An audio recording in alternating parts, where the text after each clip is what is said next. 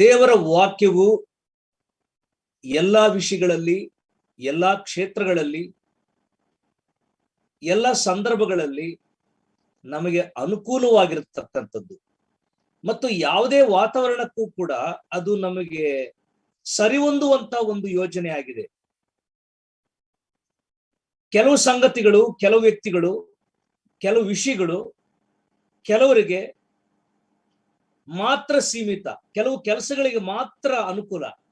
ಆದ್ರೆ ದೇವರ ವಾಕ್ಯವು ಅಥವಾ ಕರ್ತನ ಸಾನ್ನಿಧ್ಯವು ನಾವು ಸಮಯ ಕಳೆಯುವಂತ ಸಮಯವು ವ್ಯರ್ಥವಾಗದೆ ನಮ್ಮ ಯಾವುದೇ ವಿಷಯಕ್ಕಾಗಲಿ, ಯಾವುದೇ ಕಾರ್ಯಗಳಿಗಾಗಲಿ ಅದು ಸರಿ ಹೊಂದುವಂಥದ್ದು, ಅನುಕೂಲವಾಗಿರ್ತಕ್ಕಂಥದ್ದು ಮತ್ತು ಪ್ರಯೋಜನವುಳ್ಳದ್ದಾಗಿದೆ ಪ್ರಿಯ.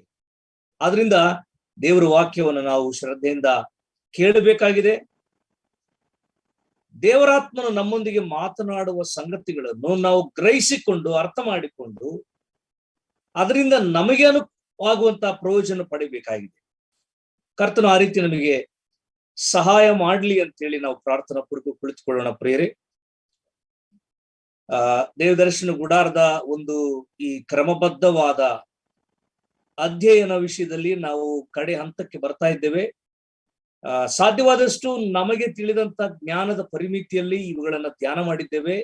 ಗುಡಾರ ಮತ್ತು ಅದರ ಉಪಕರಣಗಳು, ಅದರ ಸೇವೆಗಳು, ಅದನ್ನ ಮಾಡುವಂತ ವಿಧಾನ, ಅದನ್ನ ಇರಿಸುವಂತ ಸ್ಥಳ, ಈ ಎಲ್ಲ ಅಂಶಗಳನ್ನ ಧ್ಯಾನ ಮಾಡಿದ್ದೇವೆ. ಈ ದಿನದಲ್ಲಿ ದೇವದರ್ಶನ ಗುಡಾರದ ಒಂದು ಪ್ರಾಮುಖ್ಯವಾದ ಉದ್ದೇಶ, ದೇವರು ಅದನ್ನ ಯಾಕೆ ಏರ್ಪಡಿಸಿದನು, ಲೇಖನಗಳಲ್ಲಿ ನಾವು ಬಹಳ ಸ್ಪಷ್ಟವಾಗಿ ಗಮನಿಸ್ತೇವೆ. ವಿಮೋಚನೆ ಕಾಂಡದಲ್ಲಿ ನೀನು ಅದನ್ನ ತಯಾರು ಮಾಡಬೇಕು ನನಗೋಸ್ಕರ ಎಂಬುದಾಗಿ ಒಂದು ವಾಕ್ಯ ಓದ್ಲಿಕ್ಕೆ ಇಷ್ಟಪಡುತ್ತೇನೆ ಪ್ರೇರೆ. ಹಳೆ ಒಡಂಬಡಿಕೆಯಲ್ಲಿ ವಿಮೋಚನೆ ಕಾಂಡ, ಎಕ್ಸೋಡಸ್ ಚಾಪ್ಟರ್ 25 25ನೇ ಅಧ್ಯಾಯ, ವಿಮೋಚನೆ ಕಾಂಡ 25ನೇ ಅಧ್ಯಾಯ.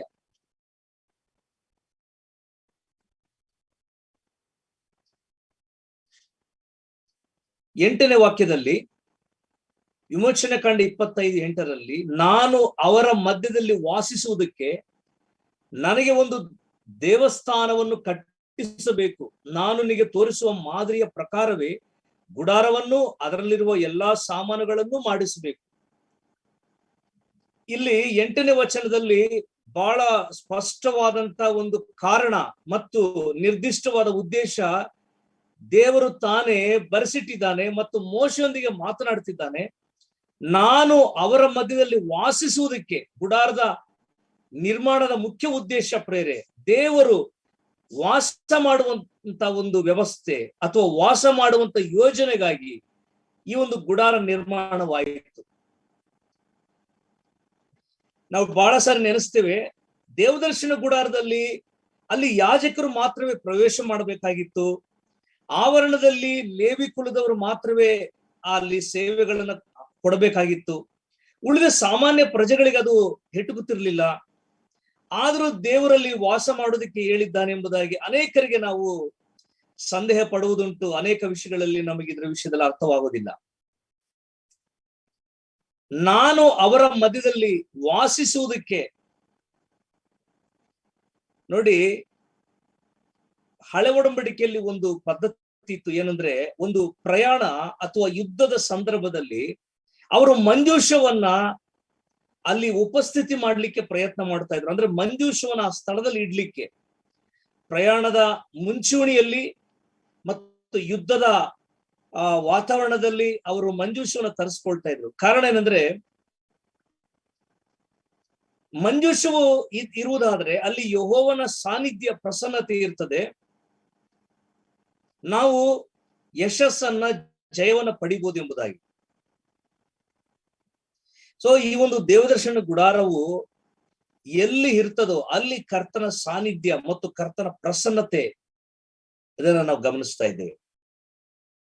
ನಾನು ಅವರ ಮಧ್ಯದಲ್ಲಿ ವಾಸಿಸುವುದಕ್ಕೆ ನನಗೆ ಒಂದು ದೇವಸ್ಥಾನವನ್ನು ಕಟ್ಟಿಸಬೇಕು. ದೇವರು ಯಾವಾಗ್ಲೂ ಮನುಷ್ಯನ ಅನ್ಯೂನತೆ ಮತ್ತು ಮನುಷ್ಯನ ಸಹವಾಸವನ್ನು ಬಯಸುವಂತನಾಗಿದ್ದಾನೆ. ಅದಕ್ಕೆ ಅಪೊಸ್ತಲ ಕೃತ್ಯಗಳಲ್ಲಿ ಅಪೊಸ್ತಲರ ಬೋಧನೆ ವಿಷಯದಲ್ಲಿ ಕೂಡ ಬರೆಯಲ್ಪಟ್ಟ ಮಾತು, ಎರಡನೇ ಒಂದು ಸಿದ್ಧಾಂತಗಳಲ್ಲಿ ಎರಡನೇದೇನೆಂದ್ರೆ, ಮೊದಲನೇದು ಅಪೋಸ್ತಲರ ಬೋಧನೆ ಕೇಳುವುದರಲ್ಲಿ, ಎರಡು ಸಹೋದರರ ಅನ್ಯೋನ್ಯತೆ ಎಂಬುದಾಗಿ. ಈ ಅನ್ಯೋನ್ಯತೆ ಬಹಳ ಮುಖ್ಯ. ಅನ್ಯೋನ್ಯತೆ ಮೀನ್ಸ್ ಫೆಲೋಶಿಪ್. ಅದುವೇ ಒಂದು ಸಹವಾಸ, ಅದುವೇ ಒಂದು ಐಕ್ಯತೆ, ಅದುವೇ ಒಟ್ಟು ಕೂಡಿ ಬರುವಂತದ್ದು ಅನ್ಯೋನ್ಯತೆ.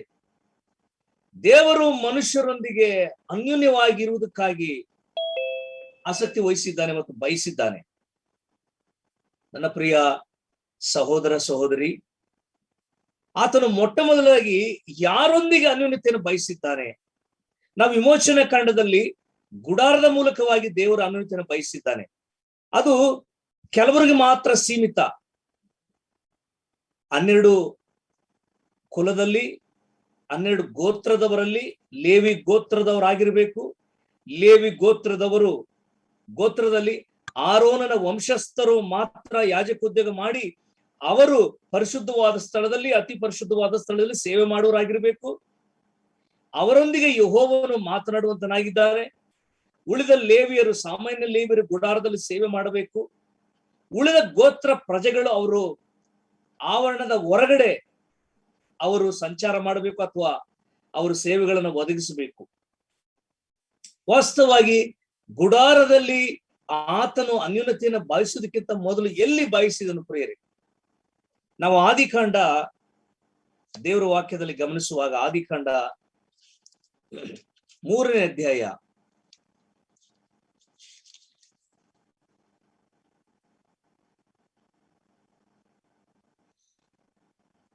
ಆದಿಕಾಂಡ 3ನೇ ಅಧ್ಯಾಯ 8ನೇ ವಚನದಲ್ಲಿ, ತರುವಾಯ ಯೆಹೋವ ದೇವರು ಸಂಜೆ ತಂಗಾಳಿಯಲ್ಲಿ ತೋಟದೊಳಗೆ ಸಂಚರಿಸುತ್ತಿರುವಾಗ ಎಂಬುದಾಗಿ ಬರೆಯಲ್ಪಟ್ಟಿದೆ. ಇಲ್ಲಿ ಪರ್ಟಿಕ್ಯುಲರ್ ಆಗಿ ನಿರ್ದಿಷ್ಟವಾಗಿ ದೇವರು ಅವರೊಂದಿಗೆ ಅನ್ಯೋನ್ಯವಾಗಿದ್ದನು, ಸಹವಾಸದಲ್ಲಿದ್ದನು ಎಂಬುದಾಗಿ ಬರೀಲಿಲ್ಲ. ಆದ್ರೆ ಒಂದು ಅಂಶ, ಸಂಜೆ ತಂಗಾಳಿಯಲ್ಲಿ ತೋಟದೊಳಗೆ ಆತನು ಸಂಚರಿಸುತ್ತಿರುವಾಗ ಎಂಬುದಾಗಿ. ತೋಟದಲ್ಲಿ ಪ್ರಾಣಿಗಳಿವೆ, ಪಕ್ಷಿಗಳಿವೆ, ಜಲಚರಗಳಿವೆ, ಗಿಡ ಮರ, ಹೂ ಹಣ್ಣು ಕಾಯಿ ಪಲ್ಯಗಳು ಎಲ್ಲ ಇದಾವೆ. ಆದ್ರೆ ದೇವರು ಈ ಒಂದು ಪ್ರಕೃತಿಯ ಸೌಂದರ್ಯ ಅಥವಾ ಪ್ರಕೃತಿಯ ಅನ್ಯೋನ್ಯತೆಗಾಗಿ ಅಲ್ಲಿಗೆ ಬರುತ್ತಿಲ್ಲ. ಕಾರಣ ಅಂದ್ರೆ, ತೋಟದಲ್ಲಿ ಆ ದಿನಗಳಲ್ಲಿ ಯಾರು ವಾಸ ಮಾಡ್ತಾ ಇದ್ರು? ಆದಾಮನು ಮತ್ತು ಹವ್ವಳು.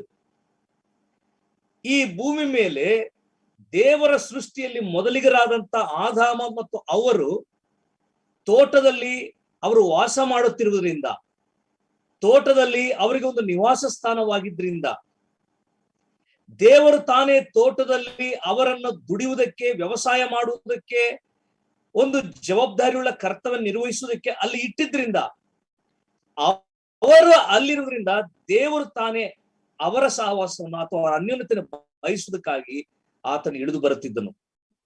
ಇದು ದೇವರು ಮೊಟ್ಟ ಮೊದಲದಾಗಿ ಮನುಷ್ಯರೊಂದಿಗೆ ಮಾಡುವಂತ ಒಂದು ಸಂಬಂಧ, ಸಹವಾಸ, ಅನ್ಯೋನ್ಯತೆ. This is the divine fellowship. ಈ ಭೂಮಿ ಮೇಲೆ ದೇವರ ಅನ್ಯೋನ್ಯತೆ ಇತ್ತು ಮನುಷ್ಯನಿಗೆ ಎಂಬುದಾಗಿ ಹೇಳುವುದಕ್ಕೆ ಇದುವೇ ಒಂದು ಸಾದೃಶ್ಯ. ಸಂಜೆಯ ತಂಗಾಳಿಯಲ್ಲಿ ತೋಟದೊಳಗೆ ಆತನು ಸಂಚಾರ ಮಾಡುತ್ತಿದ್ದಾನೆ. ವಾಸ್ತವವಾಗಿ ಪ್ರತಿದಿನ ಸಂಜೆ ಆಗ್ತದೆ. ಹಾಗಾದ್ರೆ ದಿನಕ್ಕೆ ಪ್ರತಿದಿನ ಸಂಜೆ ಕೂಡ ಅವರು ಭೇಟಿ ಆಗ್ತಾ ಇದ್ರು. ಆದಾಮ ಮತ್ತು ಅವರು ಮತ್ತು ಯೆಹೋವ ದೇವರು ಆ ತೋಟದೊಳಗೆ ಅವರು ಸಂಚಾರ ಮಾಡ್ತಾ ಇದ್ರು, ಅವರು ತಿರುಗಾಡುತ್ತಿದ್ದರು, ಅವರು ಸಂಭಾಷಿಸುತ್ತಾ ಇದ್ದರು, ಅವರು ಅನ್ಯೋನ್ಯತೆಯನ್ನು ಅನುಭವಿಸ್ತಾ ಇದ್ದರು. ಈ ಅನ್ಯೋನ್ಯತೆಯು ಬಹಳ ಪ್ರಾಮುಖ್ಯವಾದದ್ದು ಪ್ರೇರೆ. ನಮಗೀಗ ಸಭಾ ಅನ್ಯೋನ್ಯತೆ ಸಿಕ್ಕಿದೆ, ಕುಟುಂಬದಲ್ಲಿದ್ರೆ ಕುಟುಂಬದ ಅನ್ಯೋನ್ಯತೆ, ಸಭೆಯಲ್ಲಿದ್ರೆ ಸಭೆ ಅನ್ಯೋನ್ಯತೆ. ನಾವೀಗ ಝೂಮ್ ಮೀಟಿಂಗ್ ಬಂದಿದ್ದೇವೆ, ಝೂಮ್ನ ದೇವಜನರೊಂದಿಗೆ ಇರುವ ಅನ್ಯೋನ್ಯತೆ. ದೇವರು ತಾನೇ, ದೇವರಿಗೆ ಪರಲೋಕದಲ್ಲಿ ದೇವದೂತರಿದ್ದಾರೆ, ಅಲ್ಲಿ ಆರಾಧನೆಯ ವಾತಾವರಣವಿದೆ, ಅಲ್ಲಿ ಮಹಿಮೆಗೆ ಸಂಬಂಧಪಟ್ಟ ಅನೇಕ ಕಾರ್ಯಗಳು ಪರಲೋಕದಲ್ಲಿ ಸ್ವರ್ಗದಲ್ಲಿ ನಡೆಯುವುದುಂಟು. ಆದಾಗ್ಯೂ ಕೂಡ ಭೂಲೋಕದಲ್ಲಿ, ಭೂಮಿ ಮೇಲೆ ತಾನೇ ನಿರ್ಮಾಣ ಮಾಡಿದಂತ ಈ ಮನುಷ್ಯರೊಂದಿಗೆ ಅನ್ಯೋನ್ಯವನ್ನು ಮಾಡುವುದಕ್ಕಾಗಿ ಅಥವಾ ಸಹವಾಸ ಮಾಡುವುದಕ್ಕಾಗಿ ಆತನು ಆಸಕ್ತಿ ವಹಿಸಿದ್ದಾನೆ, ಆತನು ಬಯಸಿದ್ದಾನೆ. ನಾನು ಮನುಷ್ಯರೊಂದಿಗೆ ಅನ್ಯೋನ್ಯವಾಗಿರಬೇಕು. ಮನುಷ್ಯ ಮಣ್ಣಿನಿಂದ ಮಾಡಲ್ಪಟ್ಟವನು, ಮನುಷ್ಯ ಗತಿಸಿ ಹೋಗುವನು, ಮನುಷ್ಯನು ಈ ಭೂಮಿಗೆ ಸೀಮಿತ. ಆದರೂ ಕೂಡ ದೇವರು ಆ ಮನುಷ್ಯನೊಂದಿಗೆ ಅನ್ಯೋನ್ಯತೆಯನ್ನ ಮಾಡ್ಲಿಕ್ಕೆ ಬಯಸಿದ್ದಾನೆ. ಇದು ಎಷ್ಟು ಆಸಕ್ತಿಯುಳ್ಳಂತಹ ಒಂದು ಸಂಗತಿ ಪ್ರಿಯರೇ. ಅವರು ತೋಟದೊಳಗೆ ಸಂಚಾರ ಮಾಡುತ್ತಿರುವಾಗ ಆ ಸ್ತ್ರೀಯ ಪುರುಷರು ಆತನ ಸಪ್ಪಳವನ್ನು ಕೇಳಿದರು. ಈ ಒಂದು ತೋಟದೊಳಗೆ ಸಂಜೆ ಹೊತ್ತು ಸಂಚಾರವು ಇದು ಅವರಿಗೆ ಹೊಸದಾದಂತ ಸಂಚಾರವಲ್ಲ, ಅಥವಾ ಹೊಸದಾದಂತ ಭೇಟಿ ಅನ್ಯೂನತೆ ಅಲ್ಲ. ಅದು ಪ್ರತಿದಿನ ನಡೆಯುತ್ತಿರ್ತಕ್ಕಂಥ ಒಂದು ಪ್ರಕ್ರಿಯೆ. ಆದ್ರೆ ಆ ದಿನದಲ್ಲಿ, ಅದು ಯಾವ ದಿನ? ಅವರು ಅವಿಧೇಯರೇ ಆದಂತ ದಿನ, ಅವರು ದೇವರ ಮಾತಿಗೆ ತಪ್ಪಿ ಹೋದ ದಿನ, ಅವರು ದೇವರ ಮನಸ್ಸನ್ನು ಗಾಯಪಡಿಸಿದ ದಿನ. ಆ ದಿನದಲ್ಲಿ ಕೂಡ ಆತನು ಅವರ ಅನ್ಯೋನ್ಯತೆಯನ್ನು ಬಯಸಿದನು, ಅಥವಾ ಅವ್ರನ್ನ ಭೇಟಿ ಮಾಡಕ್ಕೆ ಬಂದನು, ಅವ್ರನ್ನ ವಿಚಾರಿಸಲಿಕ್ಕೆ ಬಂದನು. ಪ್ರಿಯರೇ, ಇಟ್ಸ್ ಎ ಸೇಮ್ ಟೈಮ್. ಅದು ಪ್ರತಿದಿನ ಹೇಗಿರ್ತದ ಹಾಗೆ. ಆದ್ರೆ ಆ ದಿನದಲ್ಲಿ ಆದಂತ ಒಂದು ಘಟನೆ ಏನಂದ್ರೆ, ಅವರು ಅನ್ಯೋನ್ಯವಾಗಿರ್ಲಿಕ್ಕೆ ತೋಟದಲ್ಲಿ ಇದ್ದಾರೆ, ಆದಾಮ ಅವರು, ದೇವರು ಕೂಡ ಅಲ್ಲೇ ಇದ್ದಾರೆ. ಆದ್ರೆ ಪರಸ್ಪರ ಮುಖಾಮುಖಿಯಾಗಿ ಪ್ರತ್ಯಕ್ಷವಾಗಿ ಬರ್ಲಿಕ್ಕೆ ಅಲ್ಲಿ ಅಭ್ಯಂತರವಾಯಿತು, ಆಟಂಕವಾಯಿತು. ಅವರು ನೇರವಾಗಿ ದೇವರ ಹತ್ರ ಬಳಿಗೆ ಬರ್ತಾ ಇಲ್ಲ. ಮತ್ತು ಅವರು ಎಲ್ಲಿ ಅಡಗಿಕೊಂಡಿದ್ದಾರೆ ಎಂಬುದಾಗಿ ದೇವರಿಗೆ ತಿಳಿದಾಗಿಯೂ ಕೂಡ ಆತನು ಅವರನ್ನ ಹುಡುಕ್ಲಿಕ್ಕೆ ಪ್ರಯತ್ನ ಮಾಡಲಿಲ್ಲ. ನೀವೆಲ್ಲಿದ್ದೀರಿ ಅದು ದೇವ್ರಿಗೆ ಗೊತ್ತುಂಟು, ಕರ್ತನಿಗೆಲ್ಲ ಗೊತ್ತು. ಕರ್ತನಿಗೆ ನಮ್ಮ ಹೆಸರು, ನಿಮ್ಮ ಹೆಸರು ಕೂಡ ಗೊತ್ತು, ನತಾನಿಯೇಲನ ಹೆಸರು ಕೂಡ ಗೊತ್ತು. ನತಾನಿಯೇಲನ ದೇವರು ಕರೆದಿದ್ದಾರೆ, ಹೊಸ ಪರಿಚಯ, ಅಂದ್ರೆ ಹೆಸರಿಟ್ಟು ಕರೆದಿರೋದು. ಜಕ್ಕಾಯನಿಗೆ ಹೊಸ ಪರಿಚಯ, ಹೆಸರಿಟ್ಟು ಕರೆದಿರೋದು. ನಮ್ಮೆಲ್ಲ ಪೂರ್ವ ಸ್ಥಿತಿ, ವಸ್ತು ಸ್ಥಿತಿಗಳು ಆತನಿಗೆ ಸ್ಪಷ್ಟವಾಗಿ ಗೊತ್ತದೆ ಪ್ರಿಯರೇ. ಇಲ್ಲಿ ಆದಾಮ ಅವರು ಕೂಡ ಅವ್ರ ಹೆಸರು ಗೊತ್ತು, ಅವ್ರಿರೋ ಸ್ಥಳ ಗೊತ್ತು, ಅವ್ರಿದ್ದಂತ ಸ್ಥಿತಿ ಕೂಡ ಗೊತ್ತು. ಆದ್ರೂ ಕೂಡ ಅವ್ರನ್ನ ಕರೀತಿದ್ದಾನೆ, ಆದಾಮ್ ಎಲ್ಲಿದೀಯಾ? ಅಲ್ಲಿ ಸ್ವಾಮಿಗೆ ಅರ್ಥವಾಯ್ತು, ಕರ್ತನಿಗೆ ಅರ್ಥವಾಯ್ತು, ಇಲ್ಲಿ ನಮ್ಮ ಅನ್ಯೋನ್ಯತೆಗೆ ಒಂದು ಧಕ್ಕೆ ಉಂಟಾಗಿದೆ, ಫೆಲೋಶಿಪ್ ಡ್ಯಾಮೇಜ್ ಆಗಿದೆ, ಸಹವಾಸವು ಸ್ವಲ್ಪ ಕಡಿತವಾಗಿದೆ. ದೇವರು ಗ್ರಹಿಸಿಕೊಂಡಿದ್ದಾನೆ. ಇವರು ಹಣ್ಣಿನ ವಿಷಯದಲ್ಲಿ ಮಾತ್ರ ಅವಿಧೇಯರಾಗಿದ್ದಾರೆ, ಇವರಿಗೆ ಈ ಅನ್ಯೋನ್ಯತೆಯ ಮೌಲ್ಯವು ಇನ್ನೂ ಗೊತ್ತಿರಲಿಲ್ಲ. ಆದ್ರೆ ದೇವರು ಆ ಅನ್ಯೋನ್ಯತೆಯ ಮೌಲ್ಯ ಎಂತದ್ದು, ಅದರ ವಿಶೇಷತೆ ಏನು ಎಂಬುದಾಗಿ ಅವರಿಗೆ ಸ್ಪಷ್ಟವಾಗಿ ತಿಳಿಪಡಿಸಿದ್ದಾನೆ. ಮುಂದೆ ಕೂಡ ಅವರು ತಿಳ್ಕೊಂಡಿದ್ದಾರೆ. ಪ್ರಿಯ, ನಾವು ದೇವದರ್ಶನ ಗುಡಾರದ ವಿಷಯದಲ್ಲಿ ಧ್ಯಾನ ಮಾಡುವಾಗ ಯಾಕೆ ಗುಡಾರದ ಅನ್ಯೋನ್ಯತೆ ಇತ್ತು? ಮರೆಯಾದಂತ ಅನ್ಯೋನ್ಯತೆ, ಪರೋಕ್ಷವಾದ ಅನ್ಯೋನ್ಯತೆ, ಅಗೋಚರವಾದ ಅನ್ಯೋನ್ಯತೆ ಅವ್ರಿಗಿತ್ತು. ಅದಕ್ಕಿಂತ ಮುಂಚೆ ಪ್ರತ್ಯಕ್ಷವಾದ ಅನ್ಯೋನ್ಯತೆ ಇತ್ತು, ಗೋಚರವಾದ ಅನ್ಯೋನ್ಯತೆ ಇತ್ತು, ಮತ್ತು ಮುಖಾಮುಖಿಯಾದ ಅನ್ಯೋನ್ಯತೆ ಇತ್ತು. ನಾವು ಹೀಗೂ ಆಲೋಚನೆ ಮಾಡ್ಬೋದು ಪ್ರೇರೆ. ತೋಟದಲ್ಲಿರುವ ಪ್ರತಿ ಸಂಗತಿಗಳನ್ನು ಆದಾಮ ಅವರು ದೇವರೊಂದಿಗೆ ಹಂಚಿಕೊಳ್ತಾ ಇದ್ರು, ಸಂಭಾಷಿಸ್ತಾ ಇದ್ರು. ಅಲ್ಲಿ ನಡೆಯುವಂತ ಪ್ರತಿಯೊಂದು ವ್ಯವಹಾರಗಳು ಕೂಡ ದೇವರು ಸ್ವರ್ಗದ ದೂತರ, ಜೀವಿಗಳ, ಅಲ್ಲಿ ನಡೆಯುವ ಆರಾಧನೆ ಕಾರ್ಯಗಳು, ಅಲ್ಲಿ ಇರುವಂತ ಎಲ್ಲ ವ್ಯವಸ್ಥೆ ಕಾರ್ಯಗಳನ್ನು ಕೂಡ ಆದಾಮನೊಂದಿಗೆ ಹಂಚಿಕೊಳ್ಳುತ್ತಾ ಇದ್ರು ಎಂಬುದಾಗಿ ನಾವು ಅನೇಕ ಗ್ರಂಥಗಳಲ್ಲಿ ಓದಿದ್ದೇವೆ. ಅವರ ಸಂಭಾಷಣೆ ಹೀಗಿತ್ತು. ಪ್ರತಿದಿನ ದೇವರು ಅವರನ್ನ ಭೇಟಿ ಮಾಡುವಾಗ ಅವರ ಸಂಭಾಷಣೆ ಪರಸ್ಪರ ತೋಟ ಮತ್ತು ಈ ಭೂಲೋಕದ ವಿಷಯ ಆದಾಮ ಅವರು ಹಂಚಿಕೊಳ್ತಾ ಇದ್ರು. ಪರಲೋಕ ಮತ್ತು ಅದರ ವೈಭವ, ಆರಾಧನೆ, ಮಹಿಮೈಶ್ವರ್ಯದ ವಿಷಯದಲ್ಲಿ ಕರ್ತನಾದಂತ ದೇವರು ಹಂಚಿಕೊಳ್ತಾ ಇದ್ದನು. ಇದುವೇ ಅವರ ಅನ್ಯೋನ್ಯತೆ. ಬೇರೆ ಅಂದು ಅವರು ಅವಿಧೇಯರಾದಾಗ, ದೇವರ ಮನಸ್ಸನ್ನ ಗಾಯಪಡಿಸಿದಾಗ ಅವರ ಅನ್ಯೋನ್ಯತೆ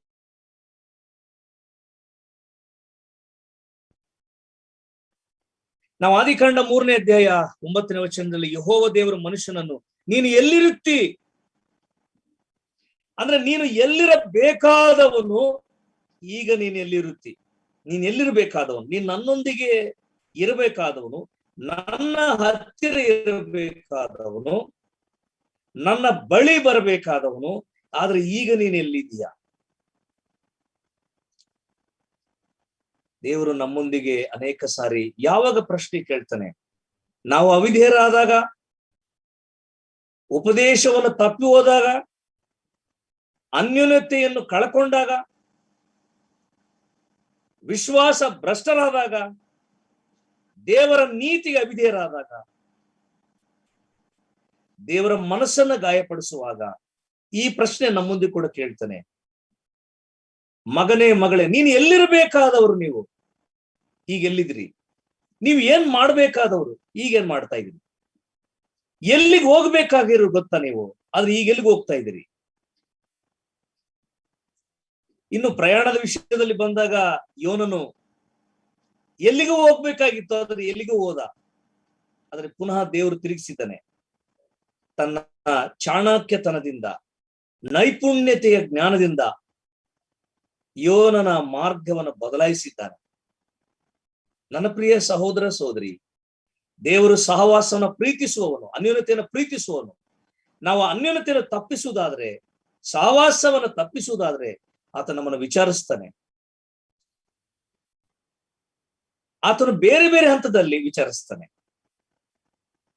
primary enquiry and major enquiry, ಪ್ರಾಥಮಿಕ ಹಂತದಲ್ಲಿ ಕೂಡ ವಿಚಾರಿಸ್ತಾನೆ,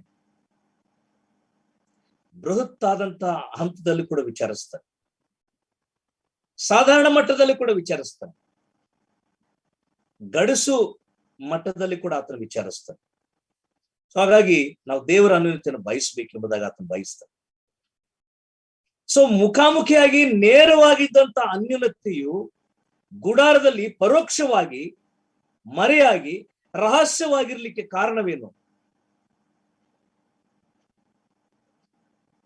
ಯಾಕೆ ದೇವರು ಈ ಒಂದು ಕಂಡೀಷನಲ್ ವರ್ಷಿಪ್, ಷರತ್ತುಳ್ಳಂತ ಆರಾಧನೆ ಯಾಕೆ ವಿಧಿಸಿದ್ದಾನೆ ಅವರಿಗೆ? ಷರತ್ತಿನ ಆರಾಧನೆ. ನಾವು ಯಾಜಕಾಂಡ 16ನೇದಲ್ಲಿ ಓದ್ತೇವೆ, ಮೋಶೆ ನಿನ್ನ ಅಣ್ಣನಾದ ಆರೋನನಿಗೆ ಹೇಳು, ಮನಸ್ಸಿಗೆ ಬಂದಾಗೆಲ್ಲ ಅವನು ತೆರೆಯನ್ನು ದಾಟಿ ಗುಡಾರದೊಳಗೆ ಪ್ರವೇಶ ಮಾಡಬಾರದು. ಮನಸ್ಸಿಗೆ ಬಂದಾಗೆಲ್ಲ ಕಂಡೀಷನಲ್ ವರ್ಷಿಪ್, ಷರತ್ತಿಯುಳ್ಳ ಆರಾಧನೆ. ಯಾಕಂದ್ರೆ ಆತನು ಮಾನವನನ್ನು ಸಂಪೂರ್ಣವಾಗಿ ನಂಬಿದ್ದನು, ಅವನ ಮನಸ್ಥಿತಿಯನ್ನು ನಂಬಿದ್ದನು, ಅನ್ಯೋನ್ಯತೆಯನ್ನು ನಂಬಿದ್ದನು. ಆದ್ರೆ ಮನುಷ್ಯನು ದೇವರು ಕೊಟ್ಟಿರುವ ಸ್ವಾತಂತ್ರ್ಯ ಮತ್ತು ದೇವರು ಅನುಗ್ರಹಿಸತಕ್ಕಂತ ಈ ಸ್ವಾತಂತ್ರ್ಯದ ಹಕ್ಕನ್ನ ದುರುಪಯೋಗ ಪಡಿಸಿಕೊಂಡನು, ಕಳಕೊಂಡನು. ಪೇತ್ರನು ಏನು ಬರೀತಾನೆ ಪ್ರಿಯರಲ್ಲಿ? ನಮಗಿರುವ ಸ್ವಾತಂತ್ರ್ಯವು ಬಹಳ ವಿಶೇಷವಾದದ್ದು, ಅದನ್ನ ನಾವು ಕಳ್ಕೊಳ್ಳಬಾರದು. ಮತ್ತು ಈ ಸ್ವಾತಂತ್ರ್ಯವನ್ನು ನಾವು ಪಾಪಕ್ಕೆ ಉಪಯೋಗಿಸಬಾರದು, ಪಾಪ ಮಾಡ್ಲಿಕ್ಕೆ ಉಪಯೋಗಿಸಬಾರದು. ಈ ಸ್ವಾತಂತ್ರ್ಯವನ್ನು ಸಾಮಾನ್ಯವಾಗಿ ನಾವು ಅನೇಕರು, ವಿಶೇಷವಾಗಿ ಕ್ರೈಸ್ತರು ಅಂದ್ರೆ ಇತರ ಪಂಗಡದಲ್ಲಿ ಇರ್ತಕ್ಕಂಥವ್ರು ಹೆದರ್ತಾರೆ ಕೆಲವು ಸಾರಿ ದೇವರ ವಾಕ್ಯದ ವಿಷಯದಲ್ಲಿ, ಸೇವೆ ವಿಷಯದಲ್ಲಿ. ಬ್ರದರ್ನ್ ಅಸೆಂಬ್ಲಿ ಅವರು ಏನ್ ವಿಷಯ? ಬಹಳ ಧೈರ್ಯ, ನಮಗೆ ದೇವರ ವಾಕ್ಯ ಗೊತ್ತಿದೆ, ಮತ್ತೆ ಎಲ್ಲಾ ವಿಧಿ ವಿಧಾನಗಳು ನಮ್ಗೆ ಅರ್ಥವಾಗಿದೆ ಎಂಬುದಾಗಿ ಬ್ಲೈಂಡ್ ಜರ್ನಿ, ಒಂದು ಕುರುಡಾದಂತ ಒಂದು ಪ್ರಯಾಣ. ಬೇರೆ ನಮಗಿರುವ ಸ್ವಾತಂತ್ರ್ಯ ಅದು ಕ್ರಮವುಳ್ಳಂತ ಸ್ವಾತಂತ್ರ್ಯ, ಅದು ಷರತ್ತುಳ್ಳ ಸ್ವಾತಂತ್ರ್ಯ, ಮೇರೆಯುಳ್ಳ ಸ್ವಾತಂತ್ರ್ಯ. ಮೇರೆ ಇದೆ, ನಮ್ಮ ಸ್ವಾತಂತ್ರ್ಯಕ್ಕೆ ಮೇರೆ ಇದೆ. ನಾವು ಅದನ್ನ ಕಾಪಾಡಿಕೊಳ್ಬೇಕು, ಅದನ್ನ ಉಳಿಸ್ಕೊಳ್ಬೇಕು, ಅದು ಧಕ್ಕೆ ಆಗದೆ ನೋಡ್ಕೊಳ್ಬೇಕು. ಮುಖಾಮುಖಿಯಾಗಿ ಮತ್ತು ನೇರವಾಗಿ ಪ್ರತ್ಯಕ್ಷವಾಗಿದ್ದಂತ ಈ ಒಂದು ಅನ್ಯೋನ್ಯತೆಯು ಅದು ಪರೋಕ್ಷವಾಗಿ ಹೋಗ್ಲಿಕ್ಕೆ ಕಾರಣ ಏನಂದ್ರೆ, ಅಂದು ಅವರು ಮಾಡಿದ ಅವಿಧೇಯತೆಯ ತಪ್ಪಿನಿಂದ, ದೇವರ ಮಾತನ್ನ ಧಿಕ್ಕರಿಸಿದ್ರಿಂದ, ದೇವರ ಹೇಳಿಕೆಗಳನ್ನ ಅಲ್ಲಗೆಳಿದ್ರಿಂದ, ದೇವರ ಮನಸ್ಸನ್ನು ಗಾಯಪಡಿಸಿದ್ರಿಂದ, ಇನ್ನು ನೀವು ನನ್ನನ್ನು ಪರೋಕ್ಷವಾಗಿ ರಹಸ್ಯವಾಗಿ ನೋಡ್ಬೇಕು. ನನ್ನನ್ನು ಇನ್ನು ಮುಖಾಮುಖಿಯಾಗಿ ನೋಡಬಾರದು, ಮುಖಾಮುಖಿಯಾಗಿ ಮಾತನಾಡಬಾರದು. ಅದನ್ನು ನೀವು ಕಳ್ಕೊಂಡಿದ್ದೀರಿ. ಆ ತೋಟದ ಗೇಟಿಂದ ಹೊರಗಡೆ ಹಾಕುವಾಗ ಬಹಳ ವಿಶೇಷವಾದಂತ ವಾತಾವರಣ ಇತ್ತು ಪ್ರಿಯರೇ. ಇನ್ನು ದೇವರು ತೋಟದ ಹೊರಗೆ ಅವರಿಗೆ ಬೇರೆ ಬೇರೆ ವಿಧಾನದಲ್ಲಿ ತೋರ್ಪಡಿಸ್ಕೊಳ್ಳಿಕ್ಕೆ ಪ್ರಯತ್ನಿಸಿದನು. ರಹಸ್ಯವಾಗಿ, ಪರೋಕ್ಷವಾಗಿ, ಮರೆಯಾಗಿ. ಆದ್ರೆ ತೋಟದ ಒಳಗೆ ಆ ವಾತಾವರಣ ಇರಲಿಲ್ಲ. ಅದು ಪ್ರತ್ಯಕ್ಷವಾಗಿತ್ತು, ಗೋಚರವಾಗಿತ್ತು. ಆತನ ಒಂದು ಅನ್ಯೋನ್ಯತೆ ನೇರವಾಗಿತ್ತು. ನನ್ನ ಪ್ರಿಯ ಸಹೋದರ ಸಹೋದರಿ, ದೇವರ ಅನ್ಯೋನ್ಯತೆ, ದೇವರ ಸಹವಾಸ, ದೇವರೊಂದಿಗಿರ್ತಕ್ಕಂಥ ಒಂದು ನಿಕಟ ಸಂಬಂಧವು ಅನೇಕ ಸಾರಿ ನಾವು ಕಳ್ಕೊಳ್ಳಿಕ್ಕೆ ಇದುವೇ ಕಾರಣ. ಏನದು?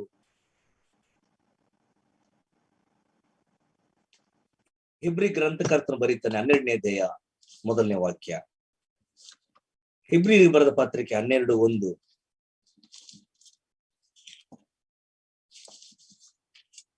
ಆದ ಕಾರಣ ಇಷ್ಟು ಮಂದಿ ಸಾಕ್ಷಿಯವರು ಮೇಘದೋಪಾದಿಯಲ್ಲಿ ನಮ್ಮ ಸುತ್ತಲೂ ಇರುವುದರಿಂದ ನಮಗೆ ಅಭ್ಯಂತರ ಮಾಡುವ ಎಲ್ಲಾ ಭಾರವನ್ನು ಹತ್ತಿಕೊಳ್ಳುವ ಪಾಪವನ್ನು ನಾವು ಸಹ ತೆಗೆದಿಟ್ಟು ನಂಬಿಕೆಯನ್ನು ಹುಟ್ಟಿಸುವವನು ಪೂರೈಸುವವನಾಗಿರುವ ಯೇಸುವಿನ ಮೇಲೆ ದೃಷ್ಟಿ ಇಟ್ಟು ನಮಗೆ ನೇಮಕವಾದ ಓಟವನ್ನು ಸ್ಥಿರಚಿತ್ತದಿಂದ ಓಡೋಣ.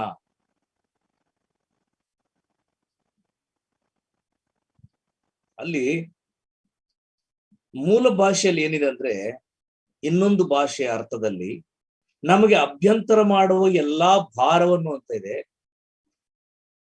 ಮೂಲ ಭಾಷೆಯ ಒಂದು ಭಾವಾರ್ಥ ಏನಂದ್ರೆ, ನಮ್ಮನ್ನು ಸುಲಭವಾಗಿ ಸಿಕ್ಕಿಸುವ ಪಾಪದ ವಿಷಯದಲ್ಲಿ ಎಂಬುದಾಗಿ. ಸುಲಭವಾಗಿ ಸಿಕ್ಕಿಸುವ ಪಾಪಗಳು, ಚಿಕ್ಕ ಚಿಕ್ಕ ಪಾಪಗಳು, ನಮ್ಮ ಅನ್ಯೋನ್ಯತೆಗೆ ಧಕ್ಕೆ ಮಾಡುವಂಥದ್ದು, ಸುಲಭವಾಗಿ ಸಿಕ್ಕಿಸುವ ಪಾಪಗಳು, ನಮಗೆ ಅರಿವಿಲ್ಲದೆ ಸಿಕ್ಕಿಸುವ ಪಾಪಗಳು, ನಮ್ಮ ಸೋಮಾರಿತನವಾಗಿರ್ಬೋದು, ದೇವರ ವಾಕ್ಯದ ನಿರ್ಲಕ್ಷ್ಯತನ ಆಗಿರ್ಬೋದು, ಅನ್ಯೋನ್ಯತೆಗೆ ಅವಿಧೇಯತೆ ತೋರಿಸೋರಾಗಿರ್ಬೋದು, ಬುದ್ಧಿವಾದ ಹೇಳುವಾಗ ಅದನ್ನು ತಾತ್ಸಾರ ಮಾಡಿರ್ಬೋದು. ಸುಲಭವಾಗಿ ಸಿಕ್ಕಿಸುವಂಥದ್ದು ಅನ್ಯೋನ್ಯತೆಯನ್ನು ನಾವು ಬಯಸಬೇಕಾಗಿದೆ. ದೇವರು ನೇರವಾಗಿ, ಮುಖಾಮುಖಿಯಾಗಿ, ಯಥಾರ್ಥವಾಗಿ,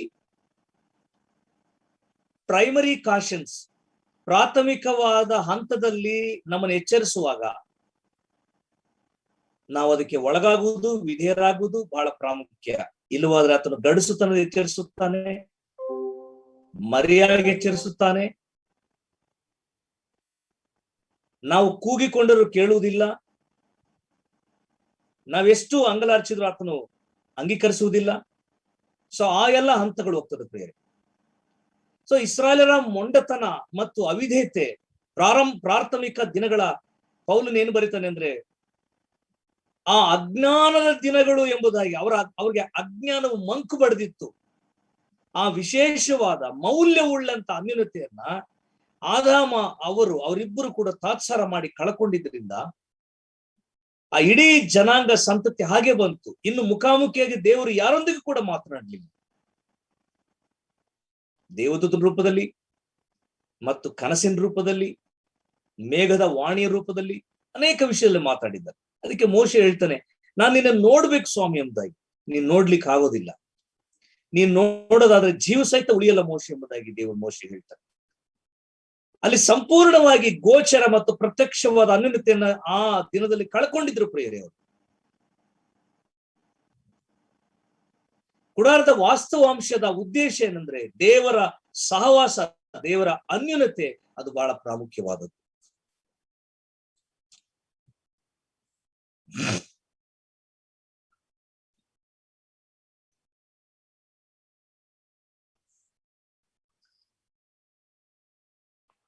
ಮತ್ತು ಈಗ ನಾನು ಅವರ ಮಧ್ಯದಲ್ಲಿ ವಾಸಿಸುವುದಕ್ಕೆ ನನಗೆ ಒಂದು ಈಗ ದೇವಾಲಯವನ್ನು ಕಟ್ಟಿಸಬೇಕು. ಅವರೊಂದಿಗಿದ್ದೆ, ಅದನ್ನು ಅವರು ಉಳಿಸಿಕೊಳ್ಳಲಿಲ್ಲ.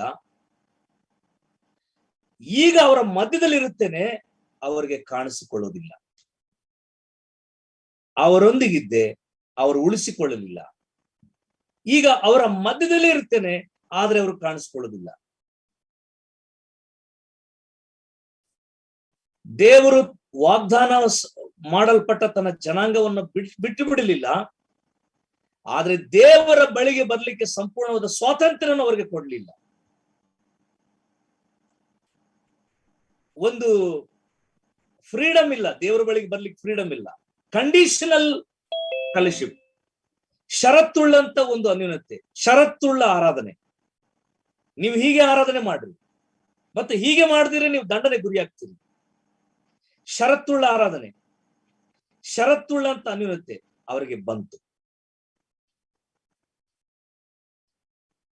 ಪ್ರಿಯರೇ, ದೇವರ ಅನ್ಯೋನ್ಯತೆಯನ್ನು ನಾವು ಬಯಸ್ತಾ ಇದ್ದೇವ? ಸುಲಭವಾಗಿ ಸಿಕ್ಕುವಾಗ, ದೇವರ ವಾಕ್ಯ ಸಿಕ್ಕುವಾಗ, ದೇವರ ಪ್ರೀತಿ ನಮಗೆ ಸಿಗುವಾಗ ನಾವು ಬಯಸ್ತಾ ಇದ್ದೇವಾ?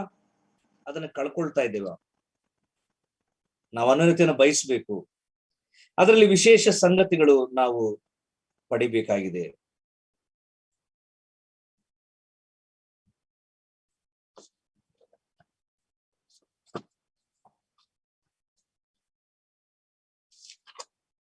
ನಾವು ವಿಮೋಚನೆ ಕಾಂಡ 25ನೇ ಅಧ್ಯಾಯಕ್ಕೆ ನಾವು ಬರುವುದಾದ್ರೆ,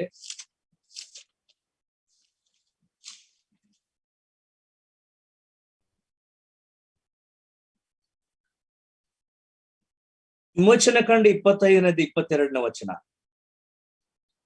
21ನೇ ವಚನ. ಆ ಕೃಪಾಸನವನ್ನು ಮಂಜೂಷದ ಮೇಲಿಡಬೇಕು, ನಾನು ನಿನಗೆ ಕೊಡುವ ಆಜ್ಞಾಶಾಸನಗಳನ್ನು ಆ ಮಂಜೂಷದೊಳಗಿಡಬೇಕು, ಅಲ್ಲಿಯೇ ನಾನು ನಿನಗೆ ದರ್ಶನವನ್ನು ಕೊಡುವೆನು.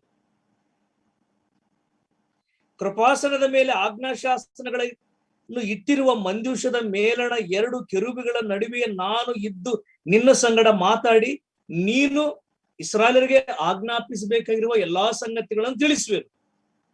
ಅಲ್ಲಿಯೇ ನಾನು ನಿನಗೆ ದರ್ಶನ ಕೊಡುವೆನು ಮತ್ತು ಮಾತಾಡುವೆನು. ನೋಡಿ, ಅದು ಮುಖಾಮುಖಿಯಾಗಿ ಕಳ್ಕೊಂಡ ನಂತರ, ಆ ಪ್ರತ್ಯಕ್ಷ ಗೋಚರವಾದ ಅನುಮತಿ ಕಳ್ಕೊಂಡ ನಂತರ, ನಾನು ಇಲ್ಲಿ ಪ್ರತ್ಯೇಕವಾಗಿ ನಿಮ್ಮ ಮಧ್ಯದಲ್ಲಿದ್ದರೂ ನಿಮಗೆ ಕಾಣಿಸಿಕೊಳ್ಳದೆ, ನಿಮ್ಮನ್ನು ನೋಡ್ತಾ ಇದ್ರು ನಿಮ್ಮೊಂದಿಗೆ ಮಾತನಾಡದೆ, ದರ್ಶನ ಕೊಡುವುದು ನಿರ್ದಿಷ್ಟವಾದ ಸ್ಥಳ, ನಿರ್ದಿಷ್ಟವಾದ ಜನರಿಗೆ, ನಿರ್ದಿಷ್ಟವಾದ ಕಾಲದಲ್ಲಿ ಮಾತ್ರ ನಾನು ನಿಮಗೆ ದರ್ಶನ ಕೊಡ್ತೇನೆ ಮತ್ತು ಮಾತಾಡ್ತೇನೆ.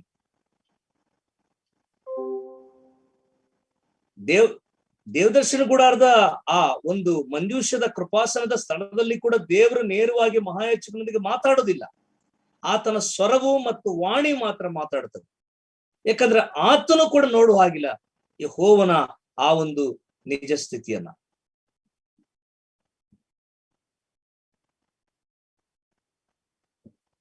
ಅನ್ಯೋನ್ಯತೆ ಸಹವಾಸ ಬಹಳ ಪ್ರಾಮುಖ್ಯವಾದದ್ದು. ನಾವು ಈ ಅನ್ಯೋನ್ಯತೆಯನ್ನ ಬಹಳ ವಿಶೇಷವಾಗಿ, ಬಹಳ ಯೋಗ್ಯವಾದ ರೀತಿಯಲ್ಲಿ ದೇವರು ಅನುಗ್ರಹಿಸಿದ್ದಾನೆ. ನಾವು ಅದನ್ನು ಉಳಿಸ್ಕೊಳ್ಬೇಕು, ನಾವು ಕಾಪಾಡಿಕೊಳ್ಬೇಕು.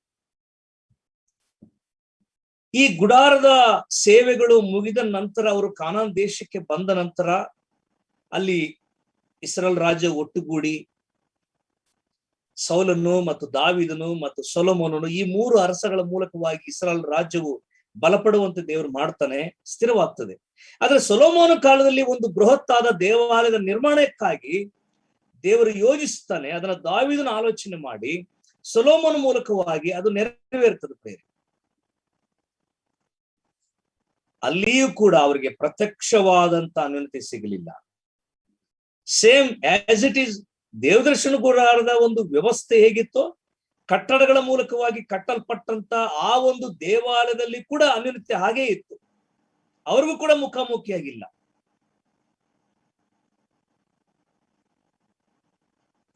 ಆದ್ರೆ ಅದಕ್ಕಿಂತ ಶ್ರೇಷ್ಠವಾದಂತ ಒಂದು ಅನ್ಯೋನ್ಯತೆ ನಮಗೆ ಸಿಕ್ಕಿದೆ. ಹೊಸ ಒಡಂಬಡಿಕೆಯ ಕ್ರೈಸ್ತ ವಿಶ್ವಾಸಿಗಳಾದ ನಮಗೆ ಸಿಕ್ಕಿದೆ. ಶ್ರೇಷ್ಠವಾದ ಅನ್ಯೋನ್ಯತೆ. ನೋಡಿ, ದೇವರ ವಾಕ್ಯದಲ್ಲಿ ಹೊಸ ಒಡಂಬಡಿಕೆಯಲ್ಲಿ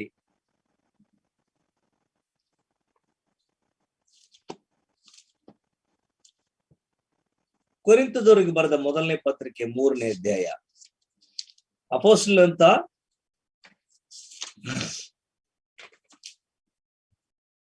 ಪೌಲನು ಕೊರಿಂಥ ಸಭೆಗೆ ಬರೆದ 3:16 ಓದಿಕೊಳ್ಳೋಣ. 3:16. ನೀವು ದೇವರ ಆಲಯವಾಗಿದ್ದೀರೆಂದು ದೇವರ ಆತ್ಮ ನಿಮ್ಮಲ್ಲಿ ವಾಸ ಮಾಡುತ್ತಾನೆಂದು ನಿಮಗೆ ಗೊತ್ತಿಲ್ಲವೋ? ಪೌಲನು ಬಹಳ ಸ್ಪಷ್ಟವಾಗಿ ಬರೆಯುತ್ತಾ, ನೀವು ದೇವರ ಆಲಯವಾಗಿದ್ದೀರಿ ಮತ್ತು ದೇವರ ಆತ್ಮ ನಿಮ್ಮಲ್ಲೇ ವಾಸ ಮಾಡುತ್ತಾನೆ. ಈಗ ತೋಟದಲ್ಲಿ ಅಲ್ಲ ಸಹವಾಸ, ಗುಡಾರದಲ್ಲಿ ಅಲ್ಲ, ಸೊಲೊಮೋನ್ ಕಟ್ಟಿದ ದೇವಾಲಯದಲ್ಲಿ ಕೂಡ ಅಲ್ಲ, ನಿಮ್ಮಲ್ಲೇ ವಾಸ ಮಾಡುತ್ತಾನೆ. ನಾವೆಷ್ಟು ಧನ್ಯರು, ಎಷ್ಟು ಭಾಗ್ಯವಂತರು. ಸಹವಾಸವು ಮತ್ತು ಅನ್ಯೋನ್ಯತೆಯು ನಮ್ಮೊಳಗೆ ನಮ್ಮಲ್ಲಿಯೇ ಬಂದಿದೆ. ಅದು ಹೇಗೆ ಬಂತು ಪ್ರಿಯರೇ? 2ನೇ ಕೊರಿಂಥ 5ನೇ ಅಧ್ಯಾಯ 1ನೇ ವಾಕ್ಯದಲ್ಲಿ, 2ನೇ ಕೊರಿಂಥ 5ನೇ ಅಧ್ಯಾಯ 1ನೇ ವಾಕ್ಯದಲ್ಲಿ, ಭೂಮಿಯ ಮೇಲಿರುವ ನಮ್ಮ ಮನೆಯು ಅಂದರೆ ನಮ್ಮ ದೇಹವೆಂಬ ಗುಡಾರವು ಕಿತ್ತು ಹಾಕಲ್ಪಟ್ಟರೂ ದೇವರಿಂದ ಉಂಟಾದ ಒಂದು ಕಟ್ಟಡವು ಪರಲೋಕದಲ್ಲಿ ನಮ್ಗೆ ಉಂಟೆಂದು ಬಲ್ಲೆವು. ಅದು ಕೈಯಿಂದ ಕಟ್ಟಿದ ಮನೆಯಾಗಿರದೆ ನಿತ್ಯವಾಗಿರುವಂತದ್ದಾಗಿದೆ. ನಾವು ಈಗಿನ ದೇಹದಲ್ಲಿ ಇರುವವರೆಗೂ ನರಳುತ್ತೇವೆ. ಪರಲೋಕದಿಂದ ದೊರಕುವ ನಮ್ಮ ನಿವಾಸವನ್ನು ನಾವು ದೇಹದ ಮೇಲೆ ಧರಿಸಿಕೊಳ್ಳಬೇಕೆಂದು ಅಪೇಕ್ಷಿಸುತ್ತೇವೆ. ನಾವು ಭೂಲೋಕದಲ್ಲಿರುವಾಗಲೇ ಪರಲೋಕದ ಆ ನಿವಾಸದ, ದೇವರು ವಾಸ ಮಾಡುವ ಆ ನಿವಾಸದ ಸ್ಥಿತಿಯನ್ನ ನಾವು ಭೂಲೋಕದಲ್ಲಿ ಧರಿಸಿಕೊಳ್ಳಬೇಕು. ಒಂದರ್ಥದಲ್ಲಿ ಹೇಳ್ಬೇಕಾದ್ರೆ ಪರಲೋಕದ ಜೀವನವನ್ನ ಭೂಲೋಕದಲ್ಲಿ ಜೀವಿಸುವುದೇ ಸಹವಾಸ ಮಾಡುವಂಥದ್ದು ಅಥವಾ ಅನ್ಯೋನ್ಯತೆಯಲ್ಲಿರುವಂಥದ್ದು.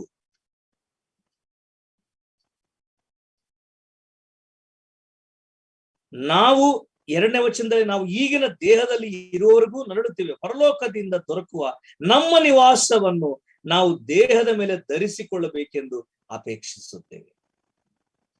ನಾವು ಭೂಲೋಕದಲ್ಲಿದ್ದರೂ ಕೂಡ ಪರಲೋಕದ ಭಾವನೆಗಳನ್ನು, ಪರಲೋಕದ ಸ್ವಭಾವಗಳನ್ನು, ಪರಲೋಕದ ಕ್ರಿಯೆಗಳನ್ನು, ಪರಲೋಕದ ಉದ್ದೇಶಗಳನ್ನು, ಯೋಜನೆಗಳನ್ನು ನಾವು ಧರಿಸಿಕೊಳ್ಳುವುದಾದರೆ ನಾವು ಆ ಅನ್ಯೋನ್ಯತೆಯನ್ನು, ಸಹವಾಸವನ್ನು ನಿಜವಾಗ್ಲೂ ಅನುಭವಿಸ್ತಾ ಇದ್ದೇವೆ ಎಂಬುದಾಗಿ ನಾವು ಘಂಟಾಘೋಷವಾಗಿ ಹೇಳಬಹುದು.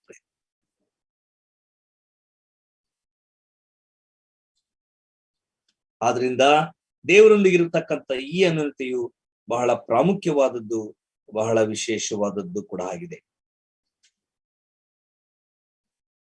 ವಿಮೋಚನ ಕಾಂಡ 26ನೇ ಅಧ್ಯಾಯ 18ನೇ ವಾಕ್ಯದಲ್ಲಿ, ಎಕ್ಸೋಡಸ್ 26:18, ವಿಮೋಚನ ಕಾಂಡ 26:18.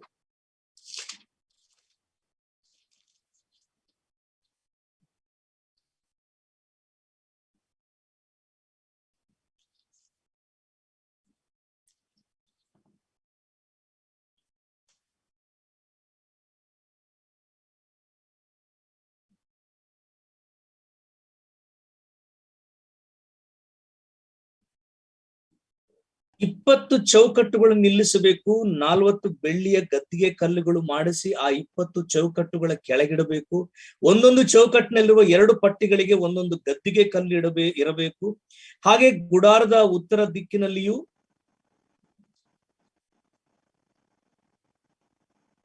ಇರ್ಲಿ. ಇಲ್ಲಿ ನಾವು ಬಹಳ ಪ್ರಾಮುಖ್ಯವಾಗಿ ಓದುವಂತ ಅಂಶ ಏನಂತ ಹೇಳಿದ್ರೆ 30ನೇ ವಚನ, ನಾನು ಬೆಟ್ಟದಲ್ಲಿ ನಿನಗೆ ತೋರಿಸಿಕೊಟ್ಟ ರೀತಿಯಲ್ಲಿ ಗುಡಾರವನ್ನ ನಿಲ್ಲಿಸಬೇಕು.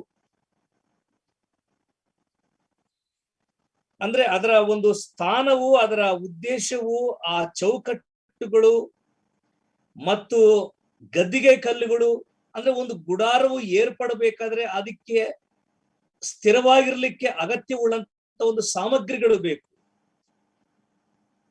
ಅದು ಗಾಳಿಗೂ ಮಳೆಗೂ ಬಿಸಿಲಿಗೂ ಬಡ್ಕೊಂಡು ಹೋಗದಂತೆ ಸ್ಥಿರವಾಗಿರ್ಬೇಕು. ಗುಡಾರವೇ ಇವರು ಬಿಚ್ಚಿದ್ರೆ ಮಾತ್ರವೇ ಅದು ಬಿಚ್ಚಲ್ಪಡಬೇಕು, ಅದು ತಾನಾಗೆ ಬಿಚ್ಚಲ್ಪಡಬಾರದು. ಹಾಗಾಗಿ ಗದ್ದಿಗೆ ಕಲ್ಲುಗಳು ಅಥವಾ ಆ ಸ್ಥಿರವಾಗಿರ್ಲಿಕ್ಕೆ, ಗುಡಾರ ಹಾಕ್ಲಿಕ್ಕೆ ಒಂದು ಗೂಟಗಳು, ತೊಲೆಗಳು, ಕಲ್ಲುಗಳು,